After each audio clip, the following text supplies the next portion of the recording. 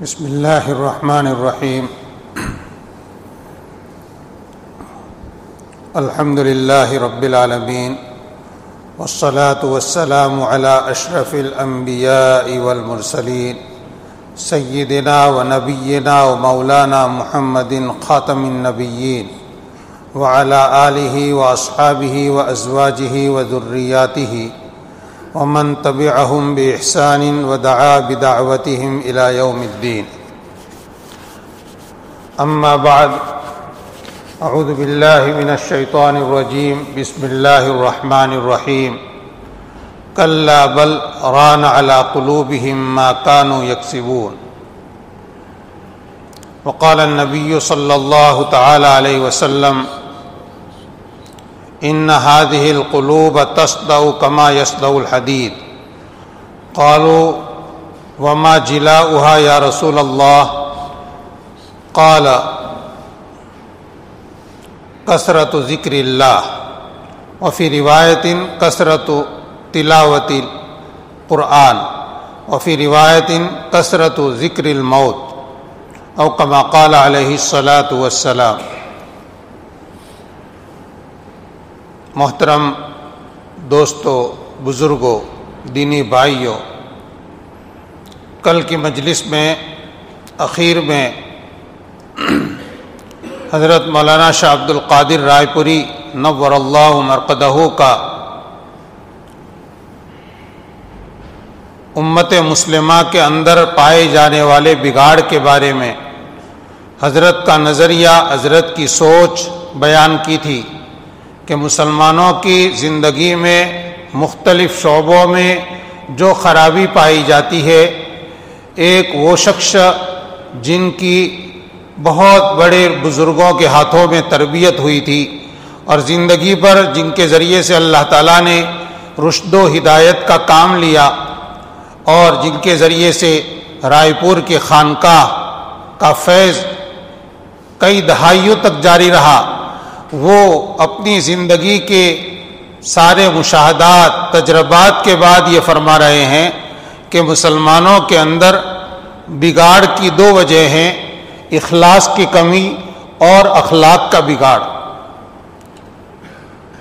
کل اخیر میں نے عرض کیا تھا، جس پر بات ادھوری رہی تھی، کہ اخلاص کا معاملہ بندے کا اپنے پروردگار کے ساتھ ہے. فیما بین العبد و بین اللہ، بندے کے اور اللہ تعالیٰ کے درمیان میں معاملہ صاف ہو، بندہ جو عمل کرے خالص اپنے اللہ کے لیے کرے، اپنے خدا کو دکھانے کے لیے، اس کو راضی کرنے کے لیے کرے، اس کو اخلاص کہتے ہیں. اس میں کوئی دنیا کی غرض نہ ہو. ایک مرتبہ سبحان اللہ کہا تو اس میں بھی، اور بڑی سے بڑی عبادت کر رہا ہے، حج کر رہا ہے، اللہ کی راہ میں اپنی جان قربان کرنے کے لیے غزوے میں جا رہا ہے، جو بھی کر رہا ہے اس میں اخلاص ہے تو وہ عمل اللہ کے ہاں قبول ہے. بلکہ ہم بار بار سنتے ہیں اللہ رب العزت کے ہاں بڑا عجیب معاملہ ہے. کوئی بندہ تھوڑا سا عمل کرتا ہے اور اخلاص کے ساتھ کرتا ہے تو اللہ کے ہاں وہ عمل پہاڑوں سے زیادہ وزنی ہو جاتا ہے. قیامت کے دن اعمال تولے جائیں گے، لیکن یہ تول دنیا کے تول کی طرح نہیں ہوگا کہ دنیا میں تو جس چیز کے اندر ثقل، بوجھ زیادہ، وزن زیادہ تو اس کا تول زیادہ ہوتا ہے. نہیں، وہاں پر تو جو تول ہوگا وہ اخلاص کی وجہ سے عمل کے اندر وزن پیدا ہوگا. حدیث شریف میں ہے کہ جب کوئی بندہ ایک کھجور صدقہ کرتا ہے، آپ کہیں گے ایک کھجور کا صدقہ، بس وہی جو بظاہر بہت معمولی ہے. دیکھیں، کسی نیکی کو ہمیں معمولی نہیں کہنا چاہیے، نہیں سمجھنا چاہیے. ہو سکتا ہے اللہ کی نگاہوں میں بہت قیمتی، بہت بڑی ہو. اس لیے میں نے کہا بظاہر دنیا والوں کی نگاہوں میں جو نیکی بہت چھوٹی ہے، ایک کھجور، اس سے کسی کا پیٹ نہیں بھرے گا. زیادہ سے زیادہ ایک بھوکے آدمی کو کچھ تسلی ہوگی کہ ایک کھجور کھائی، منہ میں مٹھاس آئی، کچھ اس کے اندر جتنی غذائیت ہے اتنی حاصل ہوئی، پانی پی لیا کچھ تسلی ہو گئی. روایت میں ہے کہ اللہ رب العزت اس کو اپنے دونوں ہاتھوں سے لیتے ہیں. اللہ تعالیٰ کے دونوں ہاتھ یہ متشابہات میں سے ہے. اللہ تعالیٰ ہی جانتے ہیں اس کی مراد کیا ہے. پھر اس کی پرورش کرتے ہیں. اس کی اللہ تعالیٰ ایسے پرورش کرتے ہیں جیسے تم میں سے کوئی آدمی اپنے گھوڑے کے بچے کی پرورش کرتا ہے، یعنی بڑے اہتمام سے اس کو بڑا کرتے ہیں اور اس کو پہاڑ کے برابر بنا دیتے ہیں. قیامت کے دن اس بندے کو اس ایک کھجور کے صدقے کا ثواب ایک کھجور کے صدقے کا نہیں بلکہ پہاڑ کے برابر کھجوروں کے صدقے کا ثواب اس کو ملے گا. یہ وہی اخلاص کا، اخلاص نے اس کے عمل کو بڑھا دیا. اخلاص نے اس کے عمل کو بڑھا دیا. اور کچھ لوگ قیامت کے دن بڑے بڑے بھاری عمل ظاہر میں کیے ہوئے لے کر آئیں گے، لیکن اعمال کی ترازو کے اندر، اعمال تولنے کی ترازو میں جب ان کو رکھا جائے گا تو ان کا وزن کچھ نہیں ہوگا، کیونکہ وہ عمل کھوکھلے ہوں گے. یہ عمل میں کھوکھلاہٹ کس سے آئی؟ وہی ریا کی وجہ سے. شہرت کے لیے جو عمل کیا گیا تھا اس کا کوئی اجر و ثواب نہیں ملے گا، بلکہ اگر نیت فاسد ہے تو اس سے حساب لیا جائے گا، اس پر مواخذہ ہوگا. اللہ تعالی ہماری حفاظت فرمائے. یہ اخلاص ہر عمل میں، جس عمل میں اخلاص، وہ عمل اللہ تعالیٰ کی نگاہوں میں اچھا. چاہے آپ نماز پڑھیں، فرض پڑھیں، نفل پڑھیں، سنتیں پڑھیں، تہجد پڑھیں، حج کریں، عمرہ کریں، تسبیحات پڑھیں، جو کچھ کریں، اس میں اخلاص ہے تو وہ عمل اللہ کے ہاں بہت قیمتی ہے. اسی کو احسان کہتے ہیں. احسان کا مطلب ہی یہ ہے کہ کوئی عمل اس طرح کرو، عبادت ایسے کرو جیسے تم خدا کو دیکھ رہے ہو، اور اگر یہ نہیں تو کم از کم اس طرح تم عبادت کرو کہ یہ سوچ کر کہ اللہ تعالیٰ تمہیں دیکھ رہے ہیں. جب آدمی یہ سوچے گا، ظاہر بات ہے کہ وہ اپنی نیت کو خالص کرے گا کہ جب میرا اللہ میرے عمل کو دیکھ رہا ہے تو میں اسی کو دکھانے کے لیے عمل کیوں نہ کروں.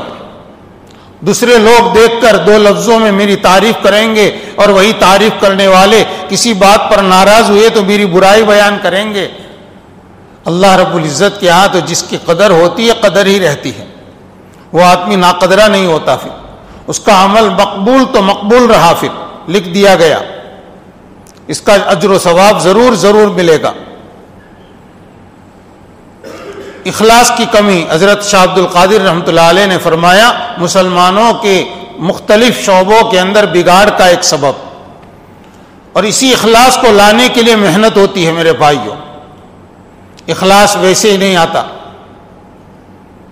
آدمی اپنے نفس کی تھوڑی نگرانی کرتا ہے تو جو عمل کرے گا وہ اللہ کے لیے ہوگا. پھر بغیر نگرانی کے صرف کتابوں کے مطالعے سے اخلاص پیدا نہیں ہو جاتا.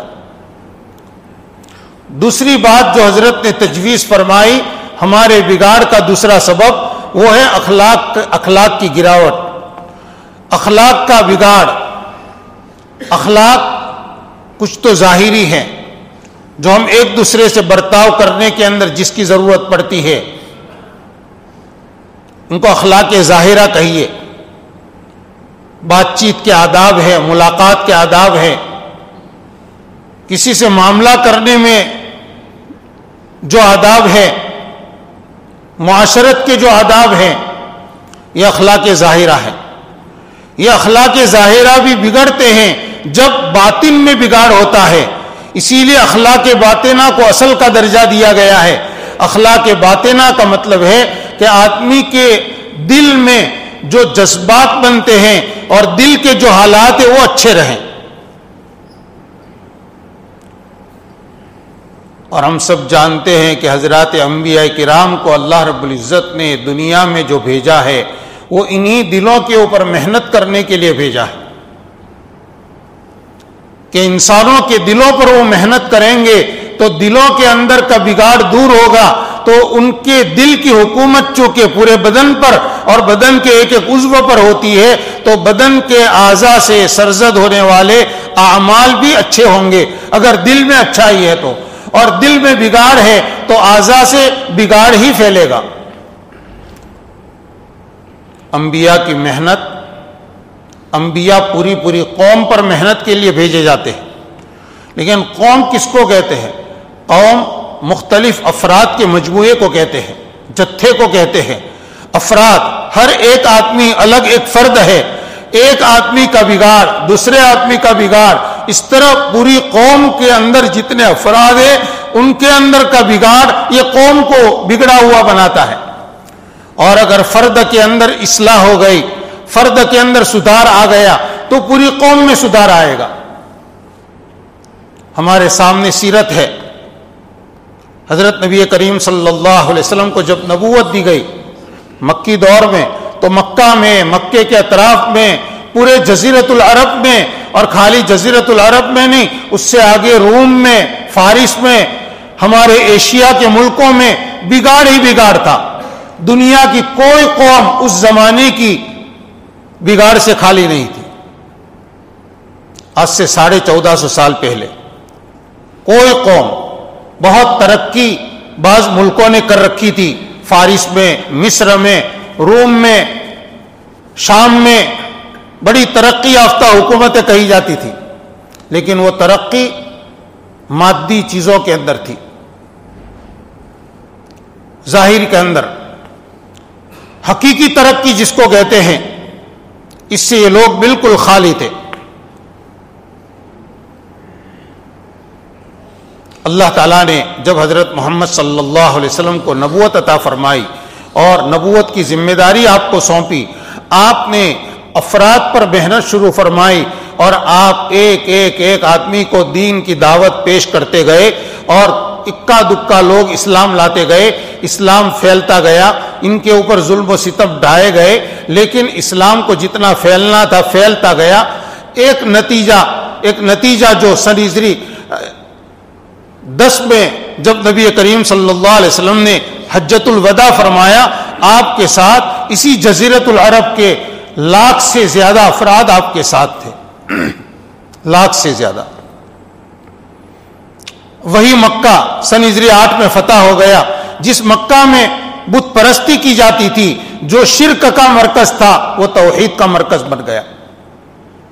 طائف میں اور دوسرے اطراف کے اندر بڑے بڑے بت خانے تھے، وہاں کے لوگوں نے جب ایمان قبول کیا تو انہوں نے خود ہی ان بت خانوں کو ختم کیا کہ ہمیں اس کی ضرورت نہیں ہے، اس کا پوجنے والا کوئی رہا نہیں۔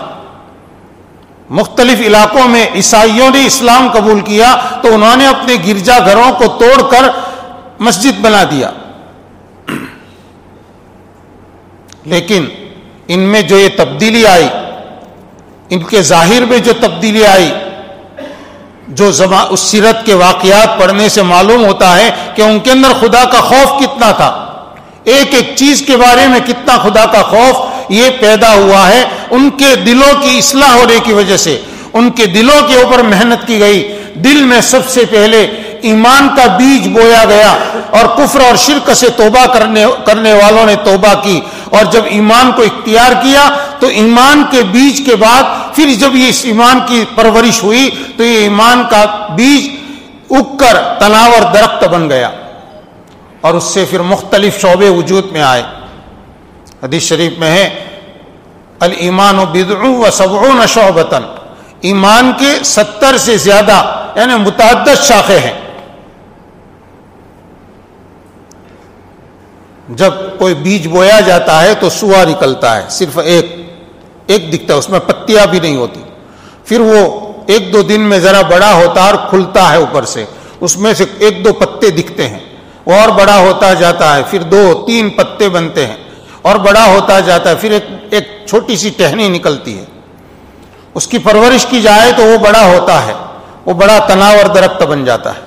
اب اس میں تھڑ الگ ہے، اس کی ٹہنیاں الگ ہے، چھوٹی ڈالیاں الگ ہیں، پتے ہیں، وہ سب اس کے ساتھ لگے ہوئے ہیں۔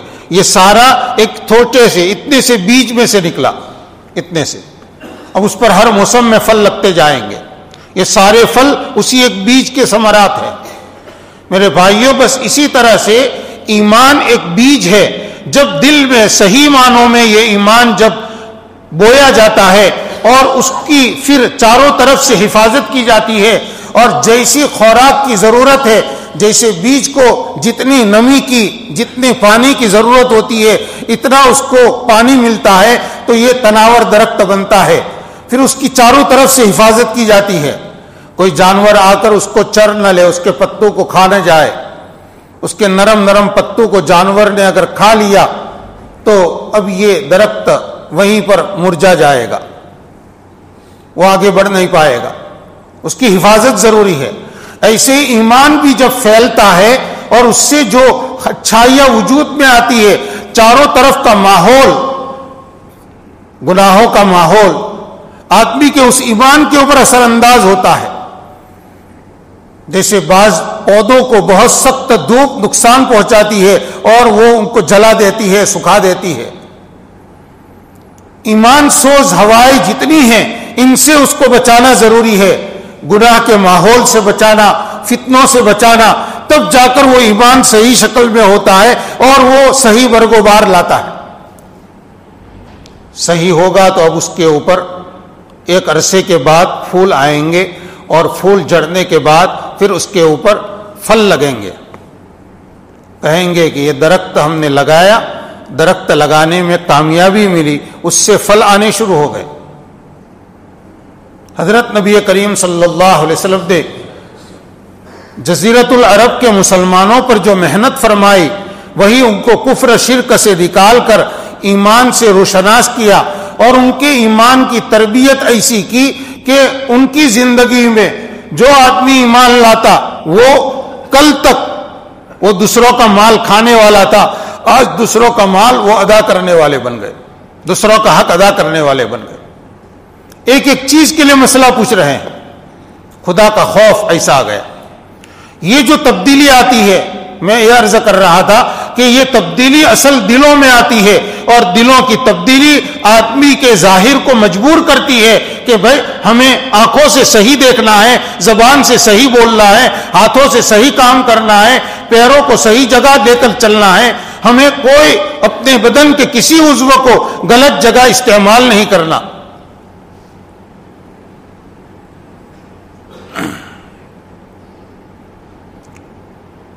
یہ دلوں کی محنت ہے.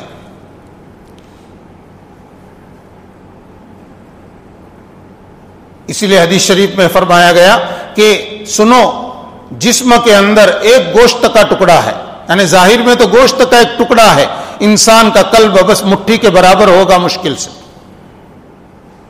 وہ صحیح تو پورا جسم صحیح, اور وہ بگڑا پورا جسم بگڑ گیا. نبی کریم صلی اللہ علیہ وسلم فرماتے ہیں کہ سنو, وہ گوشت کا ٹکڑا جس پر پورے جسم کے صلاح اور فساد کا مدار ہے وہ دل ہے, وہ قلب ہے. ڈاکٹر لوگ کہتے ہیں کہ قلب یہ تو خون کی پمپنگ کے لیے ہے, یہ ڈاکٹری حساب سے, لیکن انبیاء کرام نے قلب کا یہ کام بتایا ہے اور اس کو ہم سب محسوس کرتے ہیں. اگر دل میں کسی کے بارے میں غصہ ہے, کینہ ہے, عداوت ہے تو زبان اس کی کبھی تعریف نہیں کرے گی, اس کی اچھائی کوئی بھی برائی کرے گی. کیا ہوا؟ زبان کے اوپر وہی دل کا قابو ہے. اور دل میں کسی کی محبت ہے, عظمت ہے تو زبان سے آدمی اس کی تعریف کرے گا, اس کے احترام سے اس کا نام لے گا.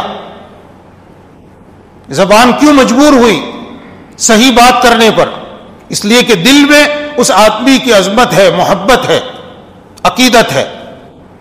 یہی حال آنکھوں کا ہے میرے بھائیوں.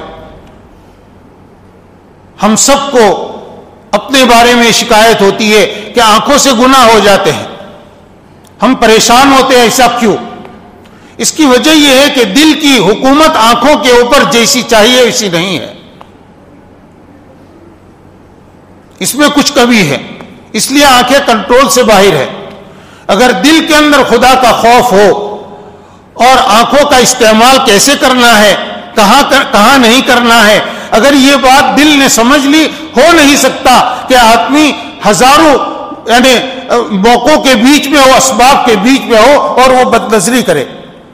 ہو نہیں سکتا کہ آدمی تنہا ہو اور اس کی آنکھیں غلط چیز کو دیکھے، فوراً اس کے دل سے آواز آئے گی کہ خدا دیکھ رہے ہیں، اللہ دیکھ رہے ہیں۔ الم یعلم بان اللہ یرا، اس کا دھیان فوراً آئے گا۔ کیا نہیں جانا اس نے کہ اللہ دیکھ رہے ہیں؟ یعلم خائنۃ الاعین وما تخفی الصدور، کبھی برے خیالات دل میں چلتے ہیں، مسلسل آدمی غلط منصوبے سوچتا جاتا ہے۔ اللہ تعالیٰ فرماتے ہیں کہ وہ تو آنکھوں کی خیانت کو بھی جانتا ہے اور جو کچھ سینے چھپاتے ہیں اس کو بھی جانتا ہے۔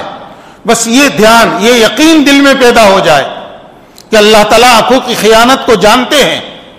اللہ تعالیٰ دلوں میں جو چیزیں چھپی رہتی ہے، جس کو بیوی بھی نہیں جانتی، بیٹا بھی نہیں جانتا، دوست احباب نہیں جانتے، اور دلوں میں جو غلط خیالات پک رہے ہیں اللہ تعالیٰ ان کو بھی جانتے ہیں۔ یعلم خائنۃ الاعین وما تخفی الصدور، ابھی جو آیات تلاوت کی گئی سورہ بقرہ کے اخیر کی، اس میں وہی مضمون بیان کیا گیا ہے۔ جب یہ آیت نازل ہوئی، ان تخفوا ما فی صدورکم او تبدوہ یعلمہ اللہ، تم اپنے دلوں میں جو ہے اس کو چھپاؤ گے یا ظاہر کرو گے، اللہ تعالیٰ اس کو جانتے ہیں۔ یحاسبکم بہ اللہ، اللہ اس کا حساب لیں گے۔ تفسیری روایات میں ہے کہ جب یہ آیات نازل ہوئی تو صحابہ کرام کانپ گئے، سام گئے کہ کیا دل میں جو خیالات غیر اختیاری طور پر آتے ہیں اس کا بھی اللہ تعالیٰ ہم سے حساب لیں گے؟ ہم کیسے بچ پائیں گے اس حساب سے؟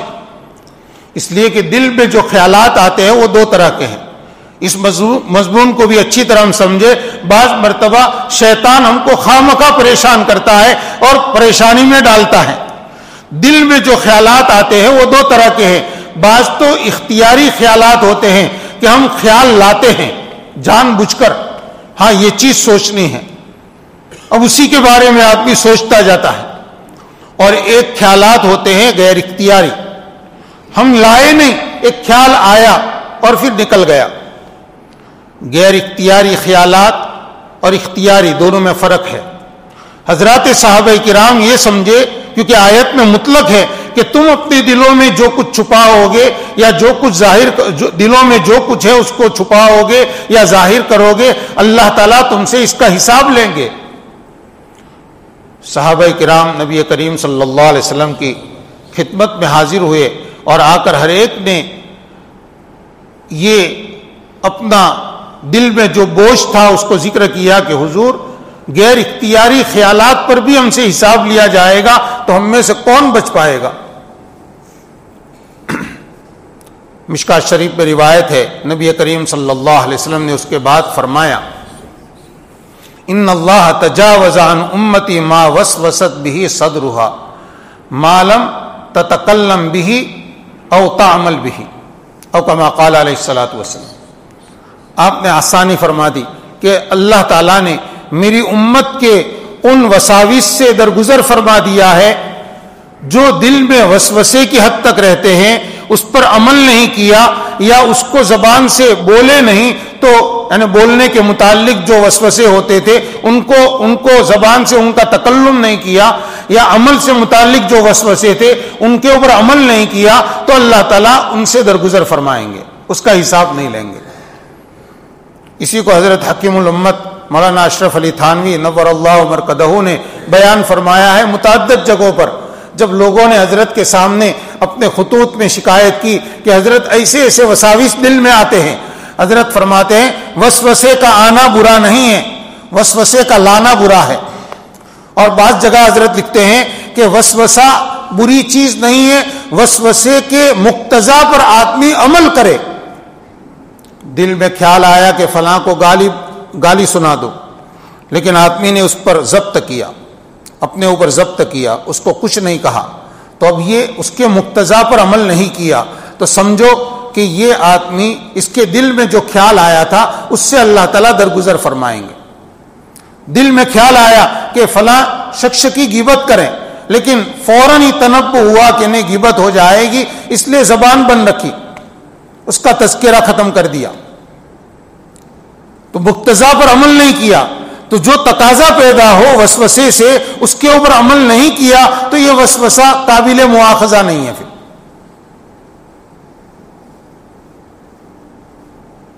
میرے بھائیوں، بات اصل یہ چل رہی تھی کہ دلوں کی حکومت ہمارے پورے بدن پر ہے، اس لیے دلوں کے اوپر انبیاء کرام نے محنت فرمائی۔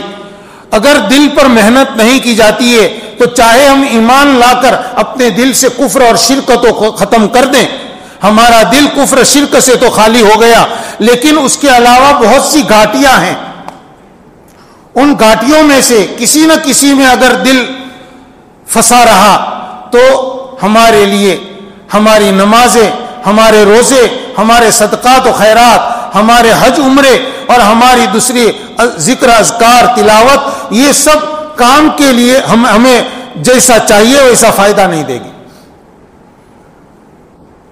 کفر شرک سے تو آدمی نے براعت اختیار کر لی، لیکن ایمان لانے کے بعد آدمی مومن رہے اور نفاق اس کے اندر رہے، ہو سکتا ہے، کیونکہ نفاق ایک اعتقادی نفاق ہوتا ہے اور ایک نفاق عملی ہوتا ہے۔ نفاق عملی اور ایمان دونوں جمع ہوتے ہیں۔ حدیث شریف میں فرمایا گیا کہ 3 چیزیں منافق کی نشانیوں میں سے ہیں۔ جب آدمی بات کرے تو جھوٹ بولے، جب جھگڑا کرے تو گالی بولے، جب اس کے پاس امانت رکھی جائے تو خیانت کرے، اور ایک روایت میں جب وعدہ کرے تو اس کے خلاف کرے۔ اب یہ 4 ایسے گناہ ہیں کہ جو ایمان لانے کے بعد بھی آدمی کرتا ہے، اس کو نفاق عملی کہتے ہیں کہ آدمی مومن ہے اور منافقوں کے کام کر رہا ہے۔ وہ منافق جو دور نبوی میں تھے، جو حقیقتاً مشرک تھے لیکن اپنے شرک کو چھپائے ہوئے اور ایمان کو ظاہر کرتے تھے، تو لیکن ان کی خصلتیں یہ تھی، وہ جھوٹ بولتے تھے، وعدہ خلافی کرتے تھے، امانت میں خیانت کرتے تھے، اور کہیں جھگڑے کا موقع آ گیا تو گالی گلوچ کرتے تھے۔ وہی کام ایمان والا کر رہا ہے۔ اسی طرح سے ریا، دکھاوا، آدمی ایمان لایا، اب کوئی عمل کر رہا ہے، دکھاوے کے لیے کر رہا ہے، تو یہ ریا کی گھاٹی، نفاق کی گھاٹی، امام غزالی رحمۃ اللہ علیہ نے ایسی 10-11 گھاٹیاں بیان فرمائی ہے۔ ان سے آدمی جب تک چھٹکارا نہیں پائے گا، سمجھو اس کا دل کسی نہ کسی بیماری میں مبتلا ہے۔ 2 تو یاد رہی آپ کو، نفاق، ریا۔ ہاں، ہمیں اس لیے اس کو یاد کرنا ہے کہ اس سے چھٹکارا ہمیں حاصل کرنا ہے، کوشش کرنی ہے، کریں گے نا؟ ہاں، اللہ سے مانگنا ہے، اللہ اس سے بچا۔ ایک چیز سے جب ہم بار بار پناہ مانگیں گے تو اس کی نفرت دل میں آئے گی، اور ایک دن ہم خود ہی اس کو چھوڑنے کے لیے تیار ہو جائیں گے کہ کتنی بری چیز ہے جس سے میں روزانہ پناہ مانگتا ہوں، اس کو میں چھوڑنے کے لیے تیار نہیں ہوں۔ تیسری چیز ہے حسد، دل میں کسی کی جلن، کسی کو اللہ نے کوئی نعمت دی، اب ہمارے دل میں جلن، اس کے اندر یہ خوبی کیوں ہے؟ دنیا کی نعمت ہے، دنیا کی دولت ہے، دنیا کا مقام اور مرتبہ ہے، کسی کو دین کے معاملے میں اللہ تعالیٰ نے ذرا بلند مرتبہ دیا ہے، کوئی دین کے معاملے میں ہم سے آگے ہے، لوگ اس کو اچھا سمجھتے ہیں، اچھا تذکرہ کرتے ہیں، اب ہمارے دل میں اس کے بارے میں خوشی نہیں بلکہ جلن پیدا ہوئی۔ یہ حسد ایک بیماری ہے، یہ دل میں ہوتی ہے، اور بڑی عجیب بیماری ہے۔ آدمی مسجد میں آتا ہے تو اس ساتھ میں آتی ہے، پہلی صف میں نمازی بیٹھا ہوا ہے اور اس کی بیماری بھی ساتھ میں اس کے دل میں گھر کر کے بیٹھی ہوئی ہے، پہلی صف میں بیٹھنے سے جاتی نہیں ہے، اس کے مستقل علاج ہے، جب تک علاج نہیں کیا جائے گا نکلے گی نہیں۔ بعض مرتبہ زبان پر تسبیح کے کلمات ہے اور دل میں حسد کی پٹی چل رہی ہے، خیال چل رہا ہے، بالکل متضاد چیز، آگ اور پانی، یہ پیچھا نہیں چھوڑتی۔ آدمی حرم میں ہو، حسد دل سے نکالا نہیں تو وہاں حسد تو دل کے اندر بیٹھا ہوا ہے، یہ کاٹی ہے، یہ کبر، اپنے آپ کو بڑا سمجھنا، دوسروں کو حقیر سمجھنا، کسی دین کے معاملے میں یا دنیا کے معاملے میں. دین کے معاملے میں اپنے کو بڑا سمجھے، دوسروں کو حقیر سمجھے، اور دنیا کے معاملے میں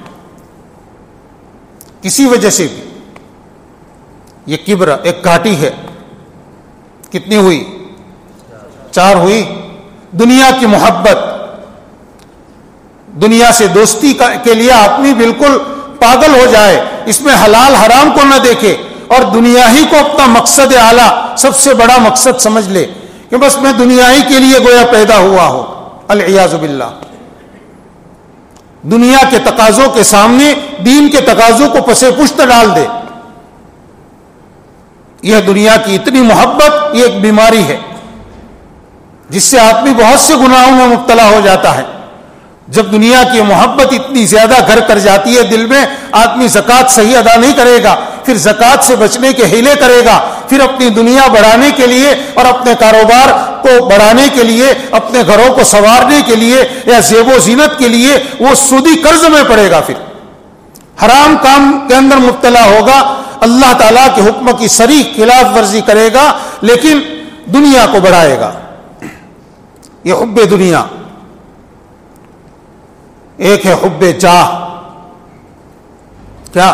مرتبے کی، عہدے کی. کوئی بھی منصب دین کا، دنیا کا، اس کے اندر آدمی پاگل ہو جائے اس کو حاصل کرنے کے لیے، اس کو اپنا مقصود سمجھ لے کہ اس کے بغیر تو مجھے چلے گا نہیں. حب جاہ. کینہ ہے، کسی کی چھپی ہوئی دل کے اندر دشمنی ہے لیکن چھپی ہوئی. دل میں جذبہ رکھنا کہ اس کا تو موقع آیا تو میں اسے بتاؤں گا. جب آدمی کو کسی کے اوپر غصہ آتا ہے، غصے کو ظاہر نہیں کر پاتا تو پھر یہ، اور اس غصے کو دل سے نکالتا بھی نہیں ہے، تو یہ کینہ کی شکل اختیار کر لیتا ہے. اب 2 سال 5 سال ہو گئے معاملہ ہوئے، 5 سال کے بعد اس پرانی بات کو یاد کر کے اب اس کا بدلہ لے رہا ہے. 5 سال تک کینے کی بیماری کو اپنے دل میں لیے چلتا رہا ہر حالت میں.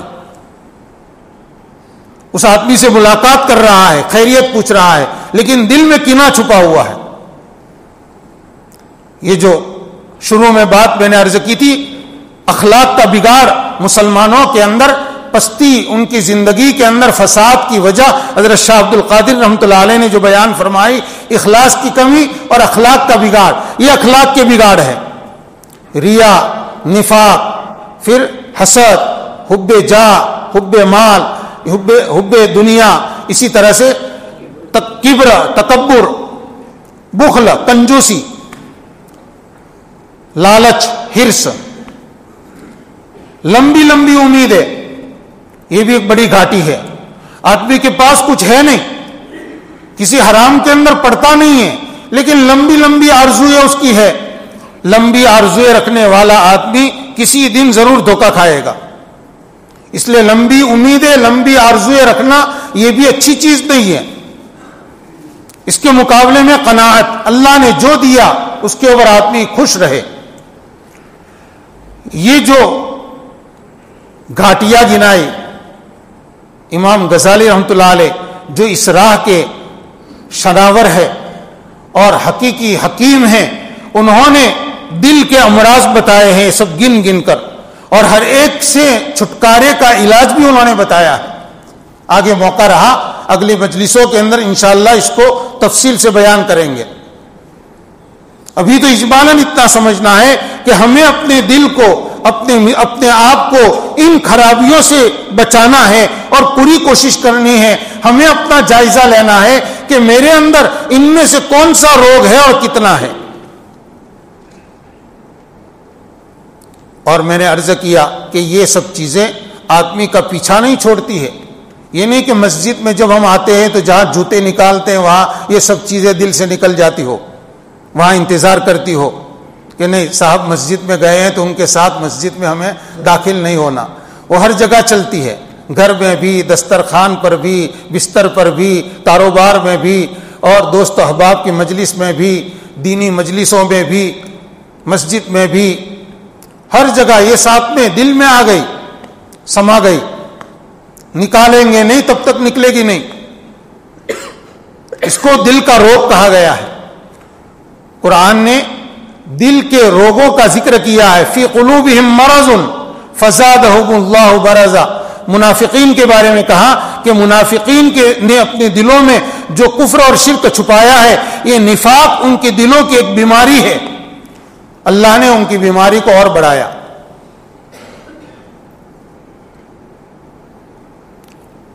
قرآن پاک کی حیثیت بیان کی گئی ہے. وَنُنَزِّلُ مِنَ الْقُرْآنِ مَا هُوَ شِفَاءٌ وَرَحْمَةٌ لِّلْمُؤْمِنِينَ. ہم قرآن میں وہ چیزیں اتارتے ہیں جس کے اندر شفا ہے اور رحمت ہے ایمان والوں کے لیے. یہ شفا کس چیز کی؟ ہمارا ذہن شفا کا لفظ آتا ہے تو صرف اس طرف جاتا ہے کہ قرآن اس لیے اترا ہے کہ اس کی فلاں صورت پڑھ کر دم کر کے پینے سے فلاں بیماری دور ہو جاتی ہے. قرآن صرف اتنی شفا کے لیے نہیں، یہ تو ظاہری شفا ہوئی اور یہ تو اس کی برکت ہے. اصل شفا دلوں کے امراض کی شفا ہے. دوسری آیت میں یا ایھا الناس قد جاءتکم موعظۃ من ربکم وشفاء لما فی الصدور. یہاں شفا کا متعلق بیان کیا گیا ہے. اے لوگوں، تمہارے پاس تمہارے پروردگار کی طرف سے نصیحت آ گئی اور دلوں میں جو بیماریاں ہیں اس کے لیے شفا ہے. یہ قرآن دلوں کی بیماریوں کے لیے شفا ہے. یہ روگ جتنے گنائے ان روگوں کو نکالنا ہے تو اس کا طریقہ قرآن میں بیان کیا گیا ہے. بعض مرتبہ یہ سمجھا جاتا ہے کہ قرآن پاک میں تو صرف مسئلے مسائل اور احکامات بیان کیے گئے ہیں، قرآن میں تو پچھلی قوموں کے صرف واقعات بیان کیے گئے ہیں. ایسا نہیں. قرآن پاک میں جہاں احکامات بیان کیے گئے ہیں، نماز کا حکم ہے، روزے کا حکم ہے، حج عمرے کا ذکر ہے، جہاں وراثت کے احکامات بیان کیے گئے ہیں، جہاں لین دین کے احکامات بیان کیے گئے ہیں، وہی قرآن کے اندر ان باطنی امراض کا بھی ذکر کیا گیا ہے.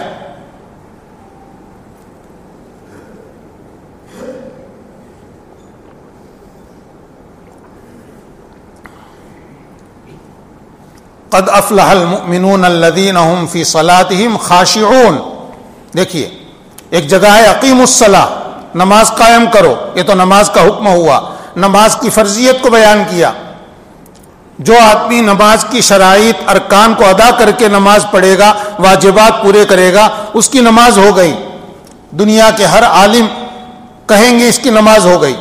لیکن یہ تو نماز کا ظاہر اس نے قائم کیا. قرآن اس سے آگے کہہ رہا ہے فلاح ان ایمان والوں نے پائی جو اپنی نماز میں خشوع اختیار کرتے ہیں. صرف نماز پڑھنے والوں نے نہیں، نماز ہے اور نماز میں خشوع ہے. معلوم ہوا کہ نماز کے اندر خشوع ایک کیفیت ہے جو دل میں پیدا ہوتی ہے. یہ بھی مطلوب ہے، مقصود ہے.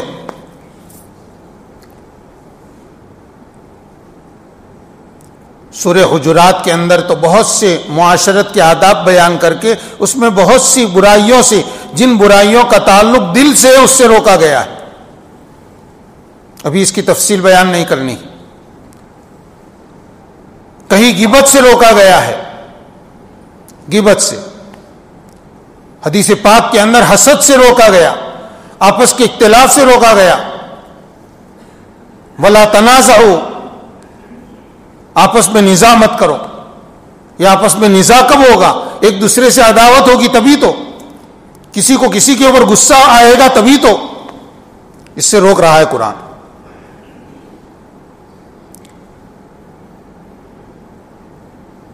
کہیں ریا کی مذمت بیان کر رہا ہے قرآن کہ لوگ نماز کے لیے کھڑے ہوتے ہیں تو صرف دکھاوے کے لیے کھڑے ہوتے ہیں، منافقین. کہیں اخلاص کا بیان ہے. معلوم ہوا کہ دل کے جو حوالے وہ بھی قرآن نے بیان کیے ہیں. حضرت نبی کریم صلی اللہ علیہ وسلم سے صحابہ کرام نے جیسے ظاہری احکامات سیکھے، ویسے ہی صحابہ کرام نے حضور پاک صلی اللہ علیہ وسلم سے یہ قلب کی اصلاح بھی کرائی. صحابہ آ کر کبھی تو اپنے بارے میں یہ خطرہ پیش کرتے تھے کہ میرے اندر نفاق ہے، میرے اپنے بارے میں یہ خدشہ پیش کرتے تھے، ہم منافق ہو گئے. یہ کیوں؟ ان کے دل میں خدا کا خوف تھا، خدا کا خوف پیدا ہوا، بے چین ہو گئے، بے چین ہے، ایک گناہ ہو گیا، بے چین ہے جب تک توبہ نہیں کرتے. اور بعض واقعات میں تو جب تک ان کی توبہ کی قبولیت کی بشارت زبان نبوت سے نہیں سنی جاتی ہے تب تک وہ بے چین ہیں. غزوہ تبوک کے اندر جانے سے جو چند صحابہ پیچھے رہ گئے تھے، اب ایک جرم تھا، قصور ہو گیا تھا، نبی کریم صلی اللہ علیہ وسلم نے ان صحابہ سے گفتگو کرنا بند فرما دیا. لیکن وہ صحابی تھے، سچے تھے، ان کے اندر خدا کا خوف تھا، اللہ اور اس کے رسول صلی اللہ علیہ وسلم کی سچی محبت، عظمت تھی دل میں. اس کا نتیجہ ہوا کعب ابن مالک رضی اللہ عنہ 50 دن تک روئے ہیں، 50 دن تک. لیکن 50 دن کے اندر ان کے دل میں حضور اکرم صلی اللہ علیہ وسلم کے بارے میں یا صحابہ میں سے کسی کے بارے میں ان کے دل کے اندر بدظنی نہیں آئی کہ اتنے سے قصور کے اوپر ہمارے اوپر اتنا سارا معاملہ. نہیں، اپنے آپ کو قصوروار کہہ رہے، اپنے آپ کو قصوروار کہہ رہے. یہ بات حضرات صحابہ کی زندگی کی خاص خوبی کی ہے کہ انہوں نے نبی کریم صلی اللہ علیہ وسلم سے جیسے ظاہر شریعت کو سیکھا، ایسے آپ سے انہوں نے اپنے باطنی احوال کو درست کیا تھا، اور یہ آپ علیہ الصلوۃ والسلام کی ذمہ داریوں میں سے تھا. قرآن میں آپ علیہ السلام کی بعثت کی ذمہ داریاں بیان کی گئی ہے. کیا؟ یزکیہم، کہ نبی ان کا تزکیہ کرتے ہیں. هو الذی بعث فی الامیین رسولا منہم یتلو علیہم آیاتہ ویزکیہم ویعلمہم الکتاب والحکمہ.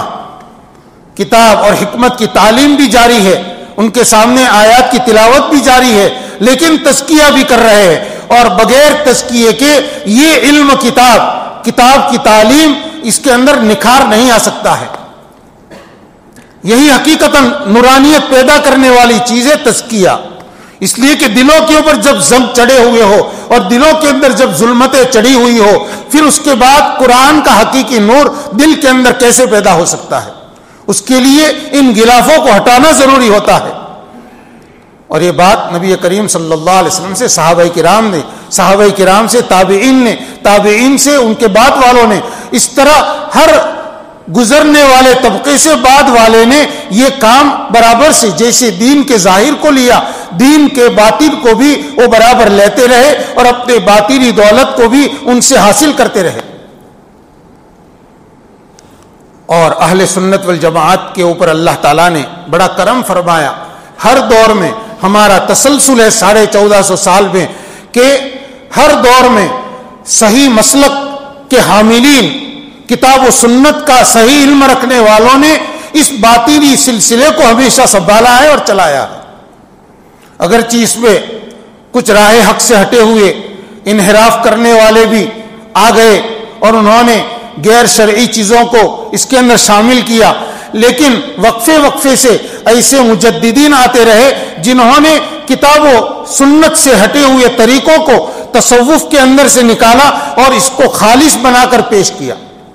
ہمارے اکابرین علماء دیوبند کے جو مشائخ ہیں، حاجی امداد اللہ صاحب مہاجر مکی رحمۃ اللہ علیہ کے خلفاء، جن میں سر فہرست حضرت مولانا رشید احمد گنگوئی رحمۃ اللہ علیہ اور ان کے سلسلے کے خلفاء حضرت شیخ زکریا رحمۃ اللہ علیہ بعد میں آتے ہیں اور ان کے خلفاء ہے، اور حکیم الامت مولانا تھانوی رحمۃ اللہ علیہ اور ان کے خلفاء.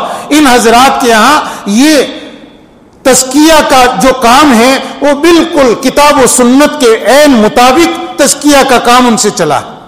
جو چیزیں چاہے چاروں سلسلوں میں نقشبندیہ، چشتیہ، قادریہ، سہروردیہ میں چل رہی تھی، لیکن کتاب و سنت سے ہٹ کر تھی یا اس کی تائید کتاب و سنت سے نہیں ہوتی تھی، اس کو ہمارے اکابرین نے ایک طرف کر دیا کہ بھئی تزکیہ کرنا ہے، ہم کتاب و سنت کے دائرے میں رہ کر کریں گے. خیر، آج کی بات کا خلاصہ یہ ہوا کہ دل کے اوپر جو حالات طاری ہوتے ہیں، دل کے اوپر جو خرابیاں آتی ہے، وہ یہ 10-11 خرابیاں ہیں اور اسی سے سارا بگاڑ پیدا ہوتا ہے. اور ان خرابیوں کی بنا پر ہی آدمی کے بدن کے اعضاء ظاہرہ بھی گناہوں میں مبتلا ہوتے ہیں. اس لیے ہمیں اس کی فکر کرنی چاہیے کہ ہم اپنے دل کو ان امراض سے، ان بیماریوں سے پاک کریں اور ان بیماریوں کا علاج کریں، اور اتنے چوکنے پن کے ساتھ ہم زندگی گزاریں کہ کوئی روگ ہمارے دل میں آنے نہ پائے۔ اس کے بعد میرے بھائیوں، اگر تھوڑا بھی عمل کریں گے، نیک عمل، عبادت تھوڑی بھی کریں گے، وہ ہماری نجات کے لیے کافی ہوگی۔ ایک صحابی کے بارے میں جب نبی کریم صلی اللہ علیہ وسلم نے فرمایا کہ کسی کو جنتی دیکھنا ہو تو اسے دیکھو، صحابہ میں تفقد تھا، تجسس تھا، لیکن اچھائی کے لیے تھا، کسی کو نقصان پہنچانے کے لیے نہیں۔ دوسرے صحابی کے دل میں یہ خیال آیا کہ اس کے جنتی ہونے کی وجہ کوئی اس کا عمل ہوگا، اس کی کوئی عبادت کی مقدار ہوگی، مجھے جاننا ہے کہ یہ عبادت کتنی کرتا ہے۔ ظاہر بات ہے نفل عبادتیں گھروں میں کی جاتی ہے، تنہائی میں کی جاتی ہے، اس لیے وہ ان کے ساتھ ہو گئے، ان کے مہمان بنے، دیکھا کہ یہ تو نمازیں اتنی پڑھتے ہیں جیسے سب پڑھتے ہیں، کوئی خاص نفلوں کی مقدار رات میں پڑھتے ہو یا کچھ وظیفہ پڑھتے ہو، بہت زیادہ تلاوت کرتے ہو، ایسا تو نظر نہیں آیا۔ تو انہوں نے ایک دو روز کے بعد اپنا مقصد ظاہر کیا کہ آپ کے بارے میں نبی کریم صلی اللہ علیہ وسلم نے یہ فرمایا تھا، اور میں اس کا پتہ چلانے کے لیے ہی آپ کے ساتھ لگا ہوں، لیکن آپ کے اندر تو کوئی خاص بات نظر نہیں آتی۔ انہوں نے بتلایا کہ میں رات کو جب سوتا ہوں تو اس حالت میں سوتا ہوں کہ میرے دل کے اندر کسی کے بارے میں کینہ نہیں ہوتا، بس میرا دل صاف ہوتا ہے ہر ایمان والے کے بارے میں۔